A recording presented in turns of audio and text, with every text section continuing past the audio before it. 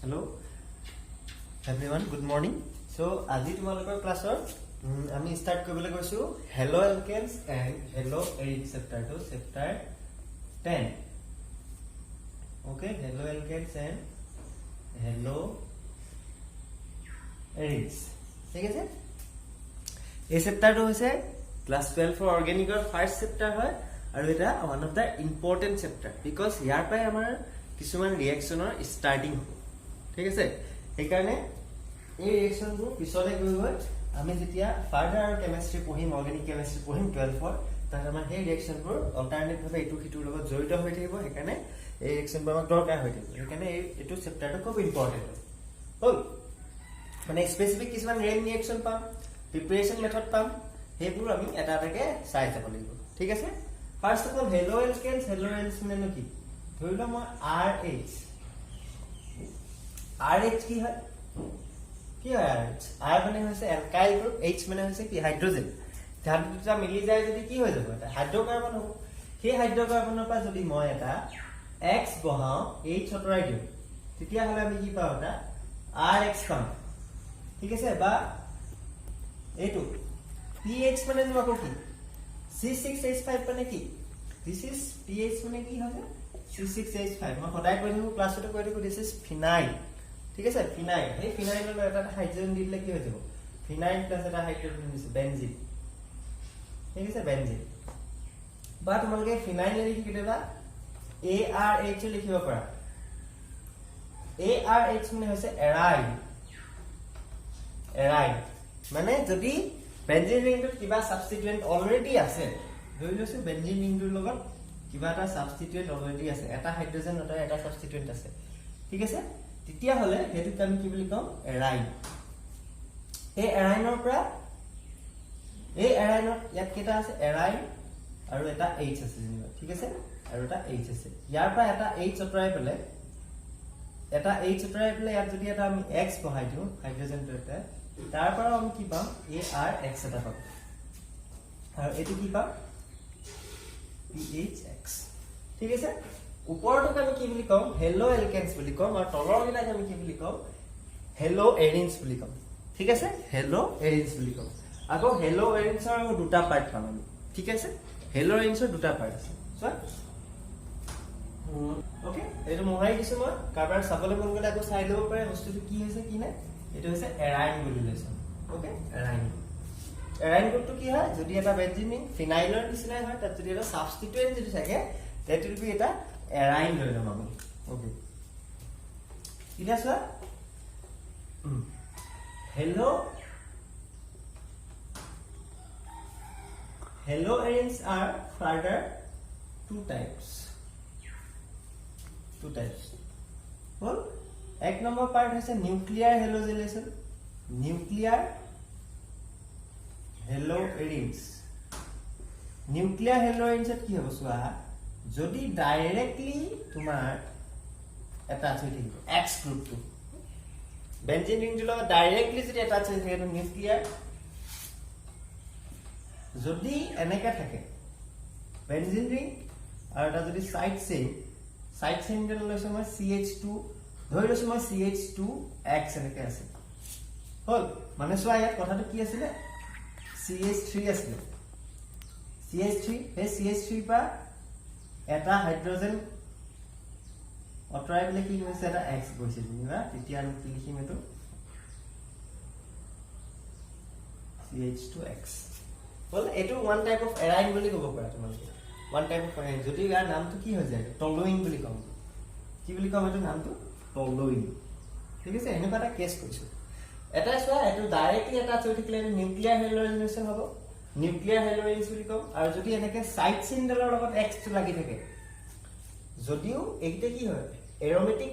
Aromatic benzene ৰিংটো আছে, aromatic benzene ৰিংটো থকাৰ কাৰণে ইহঁতে কি হৈছে? এৰোমেটিক হেলো এলকেনছ, আৰু সেইবোৰকে নাম কি দিছো আমি? Haloarenes. আৰু সেই হেলো এৰিনছৰ পাৰ্ট দুটা কি কি? Nuclear halogenation, nuclear haloarenes directly attach হৈ থাকিব, আৰু এটা কি হ'ব? যদি সাইড চেইনডালৰ লগত যদি এটাচ হৈ যায়, সাপোজ এইটো হৈ গ'ল, এইটোকে আমি কি বুলি কওঁ? ইহঁতৰ পৰা এটা নাম আছে R alkyl halides, okay। R alkyl এটো নিউক্লিয়াৰ হেলয়েডছ এটো হৈছে R alkyl হেলয়েডছ এটো হৈছে ইন্ট্ৰোডাকশন ওকে নাও আমি দুটামান কথা পুনৰাব লাগে এই চেপ্টাৰ যোনটো তোমালোকৰ পুৰণা প্ৰিভিয়াস ইয়াৰ 11 ত পঢ়ি অহা যোনখিনি মনত পেলাব লাগিব ঠিক আছে হেতু হৈছে ইলেক্ট্ৰোফাইল কি নিউক্লিওফাইল কি ওকে কাৰ্বোকেটায়ন কি বস্তু বুজি পাইছনে এই চেপ্টাৰত আমি বাৰে বাৰে এখিনি শব্দ শুনিবলৈ পাওঁ ইলেক্ট্ৰোফাইলছ নিউক্লিওফাইলছ C carbocation and its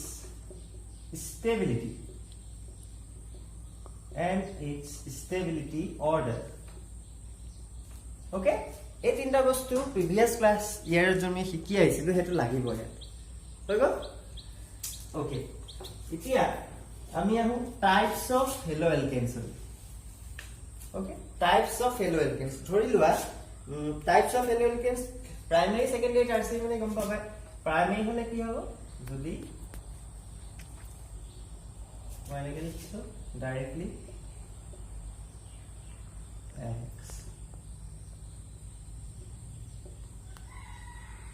well a primary secondary tertiary কিন্তু দেখিলে গম পাব লাগে তোমালোকে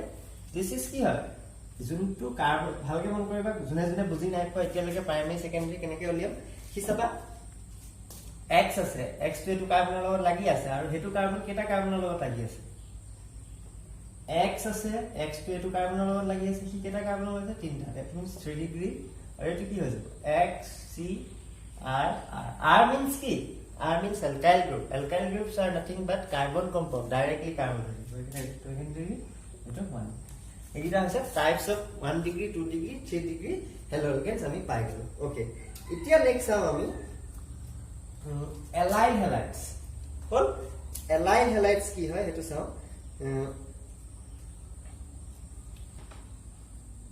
halides allyl halides ওকে বা allylic halides বা তোমালোকে পঢ়ব পাৰা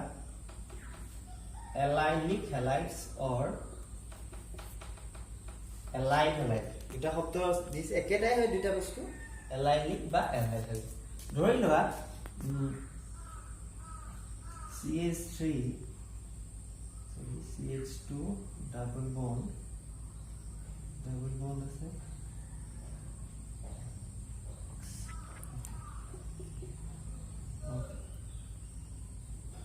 বা আৰু আছে সিচুৱেচন দিছো মই এনেকুৱা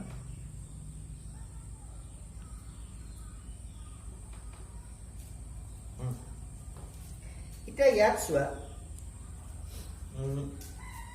এটো মই ডাইৰেক্ট x দি দিছো ফৰ সিম্পল পাৰপাস ডাইৰেক্টলি মই x দি দিছো ওকে এটো এলাইল কাৰ্বন নহব পাৰে যোনটো আগত দিছিল এটো x এলাইল বুজাবলৈ হলে চোৱা যোনটো x যোনটো কাৰ্বনৰ লগত লাগি আছে এটো কাৰ্বন কি হয় হাইব্ৰিডাইজেশন কি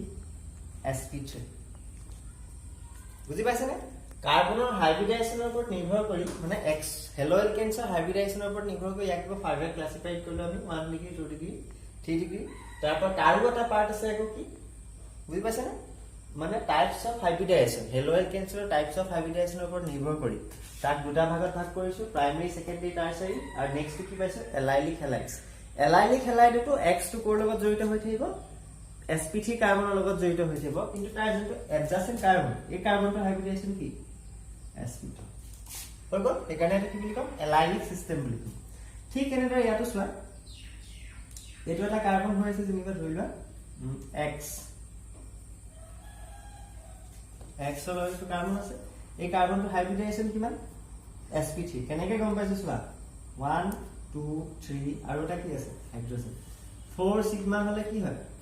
sp3 এটো বুজোৱা হৈছিল 4 সিগমা হলে কি sp3 হয় আৰু নেক্সট ইয়াৰ কাৰ্বনটো কি ch2 এটো নিচিনা হৈছে ch সেম এটো নিচিনা হৈছে x sp3 sp2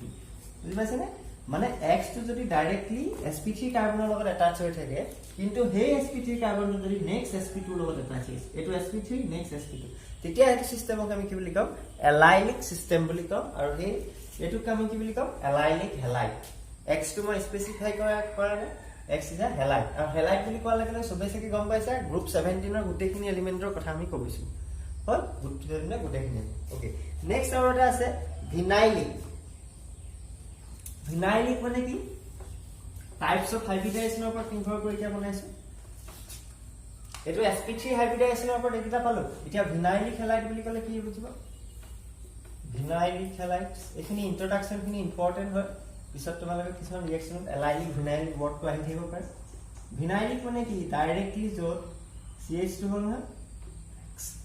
ডাইৰেক্টলি যত X2 sp2 কাৰ্বনৰ লগত এটাচ হৈ থাকে দ্যাট উইল বি দা ভিনাইলিক বুজিবা কি যত sp2 কাৰ্বনৰ লগত এটাচ হৈ থাকিব সাপোজ এনেকে দিছো মই this is phenyl হয় গো নেক্সট আছে বেনজাইলিক হেলাইডস বুজি পাইছে না বেনজাইলিক হেলাইড বেনজাইলিক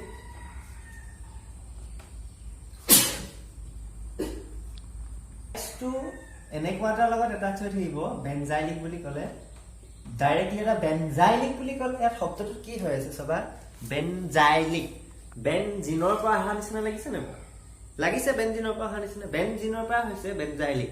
কি বুলি ক'ব ইয়াত যদি X2 sp3 হাইব্ৰিডাইজ কাৰ্বনটাৰ লগত জড়িত হৈ আছে ভালকে শুনিবা বেন X2 কাৰ লগত জড়িত হৈ আছে sp3 হাইব্ৰিডাইজ কাৰ্বন কেলে হৈছে sp3 হাইব্ৰিডাইজ কাৰ্বন এতিয়া ভালকে চাই লোৱা 1 2 হাইড্ৰোজেন কেটা আছে দুটা আছে আৰু ইফালে বন্ড কেটা আছে 4 চাৰিডাল single bond that is single bond মানে কি সিগমা সিঙ্গল বন্ড মানে কি সিগমা এখানে sp3 আৰু হে sp3 কাৰ্বনটো সাবস্টিটিউট কাৰ লগত জড়িত হৈ আছে এটা বেনজিন ৰিঙৰ লগত কিমান লগত বেনজিন ৰিঙৰ সেই কাৰণে এটো কি বুলি কওঁ আমি বেনজাইলিক বুলি কৈছো হল আৰু এই বেনজাইলিকৰ আকৌ প্ৰাইমাৰী সেকেন্ডাৰী টাৰ্চিয়াৰী পাৰ্ট আছে কেলে প্ৰাইমাৰী সেকেন্ডাৰী টাৰ্চিয়াৰী হৈছে চোৱা এই হাইড্ৰোজেন আছে এই হাইড্ৰোজেনটো ডিসপ্লেস কৰি দিল মই এনেকুৱা এটা বনাই দিও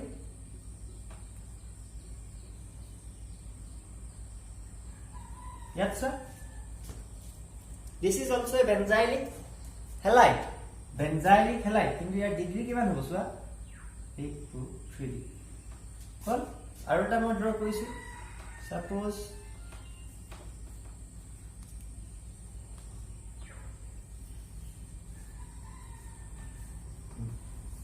এটা বহুত হ'ব এটোনো কেনেকে বেনজাইলিক হ'ব পাৰে এটোনো কেনেকে বেনজাইলিক হ'ব পাৰে বিকজ ভালকে চোৱা বেনজাইলিকৰ মেইন মিনিংটো কি হেটো বুজি পাব লাগিব X2 এনেকুৱা এটা কাৰ্বনৰ লগত এটাচ হ'ব যোনটো কাৰ্বনে গৈ নেক্সট বেনজিনৰ লগত এটাচ হ'ব ঠিক আছে ইয়াতো চোৱা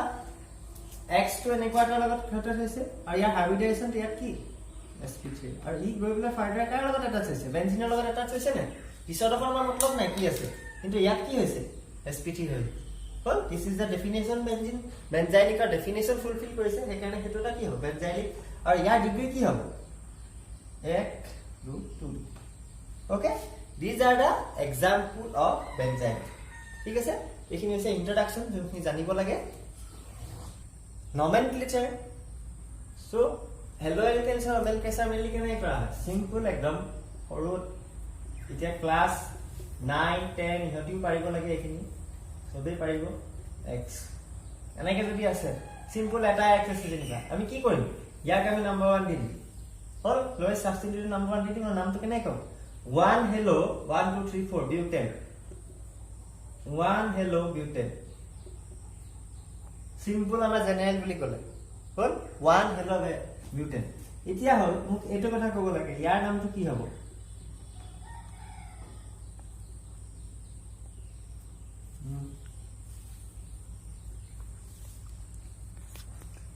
ওকে এটোৰ নাম ক'ব লাগে এটোৰ নামনো কি হয় ক'ব লাগে তেতিয়া হলে আমি আগৰ দফাত কিছিল নে বাৰু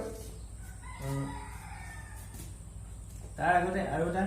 যোৱাবাৰ আমি যি শিকিছিলো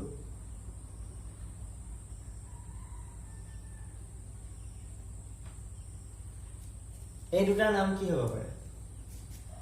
হল ফাৰ্স্ট টু যোৱাৰ আগতে সেকেন্ড টু যাওঁচোন তোমালোকে মনত পৰিব পাৰে সেকেন্ড টু চোৱা এটো কি ইউনিট হয় এটো কি ইউনিট আইসোপ্রোপাইল ইউনিট হয় না নহয় বা আইসো ইউনিট হয় না এটো আইসো ইউনিট আইসোপ্রোপাইল মানে কেলে কৈছো যদি এনেকে থাকিলে এটা CH CH3 H এটো কি হৈ গল আইসোপ্রোপাইল ক্লোরাইড হৈ গল আইসোপ্রোপাইল ক্লোরাইড হৈ গল ইয়াত কি হ'ব কিন্তু ইয়াত এটো হৈছে আইসো ইউনিট আৰু এফালে কি আছে কার্বন কেটা আছে 1 2 3 4 এখানে কি হ'ব আইসো বিউটাইল ক্লোরাইড 1 ডিগ্রি এই কমন নেম খিনি পাহৰি যাব নালাগে 1 ডিগ্ৰি আইসো বিউটাইল ক্লোৰাইড নেক্সট ওয়াইটো কি হ'ব এটোৰ নাম কি হ'ব এই কাৰ্বনটো কেটাৰ লগত জড়িত হৈ আছে এটো সেন্ট্ৰাল কাৰ্বনটো কেটাৰ লগত কেটা কার্বনত আছে 1 2 3 দ্যাট মিন্স 3 ডিগ্রি 3 ডিগ্রি হোৱাৰ কাৰণে কি হৈ যাব এটো টাৰ্ট 1 2 3 4 টাৰ্ট বিউটাইল ক্লোৰাইড এইখিনি হৈছে সিম্পল নাম কিছুমান জানিব লাগিব আৰু সদায় নমেনক্লেচাৰত আমি এইখিনি জেনাৰেল নেম কমন নেম থাকিব আৰু এইখিনি যদি ইউজ হ'ব এইখিনি ফাংশনাল গ্ৰুপ যদি আহি যায় তেতিয়া হলে সদায় এজ এ প্ৰেফিক্স ইউজ হ'ব হেল্লো অলৱেজ প্ৰেফিক্স হিচাপে ইউজ হ'ব প্ৰেফিক্স use always used as prefix okay এতিয়া সব আমি দুটামান nomenclature how can you prepare hello alkanes through chemical reaction to কেনেকৈ prepare কৰিম sorry nomenclature না preparation আমি preparation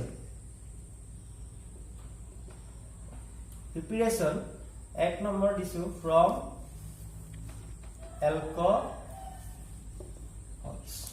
alcohols okay from alcohols সব আমি কেনেকৈ prepare কৰিম Alcohol ki ROH ইয়াৰ পৰা various method আছে preparation কৰা এইকিটা সোৱা আমি suppose PCl3 দিছো তেতিয়া আমি কি পাম RCl আমাৰ মেইন মোটিভটো কি RX পাব লাগে বলে PCl3 দিছো RCl পাইছো PCl5 দিছো phosphorus pentachloride phosphorus trichloride তেতিয়া আমি কি পাম RCl okay SOCl2 thionyl chloride তেতিয়া আমি কি পাম RC ওকে thionyl chloride কি হয় জানে খুবেই হেতু গৰম হয় আৰু খুবেই বেয়া গন্ধ ওলাই থাকে যদি ল্যাবত এতে প্ৰিপাৰেচন কৰিবলৈ লোৱা হয় খুবেই ধোঁৱা ওলাই থাকে নাকসাক একদম বন্ধ কৰি দিব ঠিক আছে নেক্সট ওয়া ফসফৰাস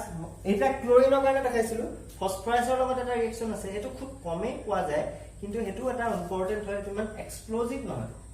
ঠিক আছে এক্সপ্লোজিভ ইমান নহয় I3 মানে আয়োডিন আয়োডো হেলো এলকেনস প্ৰিপেয়াৰ কৰিবলৈ হলে কি ব্যৱহাৰ কৰা হয় এটো বিকজ ইহতে কি হয় স্টেবল কম্পাউন্ড কাৰণে ইহতক ইউজ কৰা হয় স্টেবল মানে এইখিনি কথা কৈছে PI3 হক বা PBr3 হয় এটো যদি আমি ইউজ কৰো তেতিয়া আমি কি পাই যাম RBr these are কি হয় স্টেবল কম্পাউন্ড কাৰণে ইহতক আমি ইউজ কৰিব পাৰো ওকে বাকিখিনি এনে কিন্তু ৰেড ফসফৰাসে হক হোয়াইট ফসফৰাসে হক খুব বেশি কি হয় ৰিঅ্যাক্টিভ হয় আৰু এটা আছে হলো হয় আৰু এটা আছে হেল এখিনি আছে জেনাৰেল অ্যালকোহল প্ৰিপাৰেচন এখিনি এনেকে চাৰ্ট বনাই মনত ৰাখি দিব পাৰে ভেৰি সিম্পল আৰু এটা আছে তোমালোকৰ ফ্ৰম অ্যালকোহলে যদি তাৰ হেলোজেন এসিডৰ লগত ৰিঅ্যাকশন কৰা হয় হেলোজেন এসিডৰ লগত যদি ৰিঅ্যাকশন কৰা হয় RX ৰ লগত তেতিয়া HX ৰ লগত তেতিয়া আমি কি পাম RX পাম কিন্তু ইয়াৰ ডিফাৰেন্সটো আহিব টাইপস অফ অ্যালকোহল বুজি পাইছনে টাইপস অফ অ্যালকোহল যদি আমি এটা টারসারি অ্যালকোহল লওঁ টারসারি অ্যালকোহল যদি লওঁ আৰু এই ৰিঅ্যাকশনটো কি কৰিব যোনটো আমি কি এই ৰিঅ্যাকশনটো কি কৰে লুকাস টেস্ট বুলি কোৱা হয় দেই Lucas test okay Lucas test আৰু এই ৰিঅ্যাকশনটো কি হ'ব অ্যালকোহল প্লাস HX ৰ ৰিঅ্যাকশন কৰি যদি RX পাম হে RX টো কি কৰিব ঘোলা কৰি দিব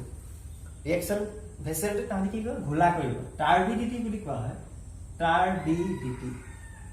টাৰ্বিডিটি ঠিক আছে আমি যদি টাৰসাৰি অ্যালকোহলটা লওঁ কি যদি HX ৰ লগত ৰিঅ্যাকশন কৰে আৰু HXX টো মেইনলি কি হ'ব HX টো মেইনলি কি হয় HI greater than HBr greater than HCl এই অৰ্ডাৰটোতে লোৱা হয় ঠিক আছে ৰিঅ্যাকশনটোৰ কাৰণে HX ৰ যোনটো preferred order HI greater than HBr greater than HCl HF টো খুব নলয় হলে HX ৰ এটো অৰ্ডাৰ আকৌ এবাৰ কৈছো HX কোনটো ইউজ কৰা হয় বেছিকে HR greater than HBr greater than HC আৰু ইয়াৰ কাৰণটো কি ইয়াৰ কাৰণটো বিকজ হৈছে I টো সোনকালে লিভিং গ্ৰুপ হিচাপে কাম কৰিব পাৰে হল লিভিং গ্ৰুপ কি আৰু এইবোৰ কথা কি লিভিং গ্ৰুপ নিউক্লিওফাইল অলপ জড়িত হৈ আছে আমাৰ ষ্টাডি কৰিলে লাহে লাহে গম পাইছে এটো মনত ৰাখিলে হ'ল HI আৰু HB টাৰচাৰি হলকেল যেতিয়া HX ৰ লগত ৰিএকচন কৰিব তেতিয়া RX পাম আমি কিন্তু এটো খুব ৰুম টেম্পাৰেচাৰতে আমাৰ ৰিএকচনটো হ'ব ৰুম টেম্পাৰেচাৰ ৰিএকচনটো হ'ব আৰু বহুত কম সময় requires less time যদি সেকেন্ডাৰী অ্যালকোহল হয় কি যদি HX ৰ লগত ৰিএকচন কৰে তাক কি লাগিব এটা অনুঘটক লাগিব মানে এটা ক্যাটালিস্ট লাগিব এটো হৈছে এনহাইড্ৰাছ এজেন্ট Cl2 তেতিয়া আমি RX পাম আৰু টাইমটো লাগিব 5 মিনিট অলমোস্ট 5 মিনিটস যদি এটা প্ৰাইমাৰী অ্যালকোহল লও HX ৰ লগত ৰিএকচন কৰে এনহাইড্ৰাছ এজেন্ট Cl2 ইয়াটো লাগিব তৃতীয়টা আমি RX পাম from 2R 3R এনেকে দিছো বুজি পাইছে না টাৰচাৰি অ্যালকোহল বুলি ক'লে কি বুজি পাম RC this is tertiary alcohol or secondary alcohol বুলি ক'লে কি RRHOH primary alcohol বুলি ক'লে মানে R গ্ৰুপ কেটা হ'ব কমি কমি গৈ থাকিব এটো লাইক এখন যে বুজাইছিল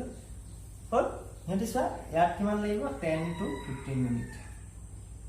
10 to 15 মিনিট কি যদি প্ৰডাক্টটো ফৰ্মেশন হয় তেতিয়াহে তাহতে কি হ'ব ঘোলা হ'ব পানীখিনি আৰু এই ঘোলা অনুযায়ী গম পাই যায় যে ৰিএকচনটো কোন কি হয় প্ৰাইমাৰী হয় নে সেকেন্ডাৰী হয় নে টাৰচাৰি অ্যালকোহল ইউজ কৰা আছে সেইকাৰণে এই ৰিএকচন কি ইউজ কৰা হয় প্ৰাইমাৰী সেকেন্ডাৰী টাৰচাৰি অ্যালকোহলৰ ডিস্টিংশনৰ কাৰণে ঠিক আছে টাৰ্বিডিটি টেষ্ট বুলি কোৱা হয় আজি ক্লাছটো ইমানে আৰু আহি আছে তোমালোকে স্কিপ নকৰিবা ভিডিঅ'বোৰ এটা এটাকে কৰি নাচাবা মানে স্পিডত কৰি নাচাবা এটা এটা কথাবোৰ বুজিবলৈ চাবা ঠিক আছে থ্যাংক ইউ